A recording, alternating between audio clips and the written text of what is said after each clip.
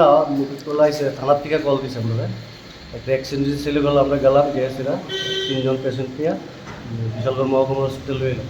কি এর মধ্যে হয়েছে সংঘর্ষ? তারা নিজে নিজেই বাইক থেকে বেরিয়েছে। তারা 3 জন আসলো বাইকে। হ্যাঁ, কি নাম আহতদের? একজন নাম হচ্ছে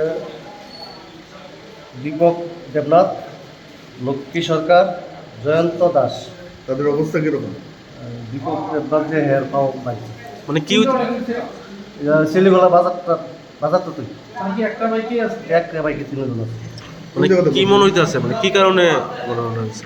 তারা তো বলতেছে তারা কি নিজে নিজে পড়ে আছে দুদিকে আমরা দিচ্ছে। 3টা আরটিআই পেশেন্টকে ফায়ার সার্ভিস নিয়ে গেছে বিশালগড় হসপিটালে। তারা বাইক দিয়ে যাইতে আসলো, একটা বাইকে 3জনই সিরিয়াস ইনজুর্ড হয়েছে, ফ্র্যাকচার আছে পায়ে হাতে।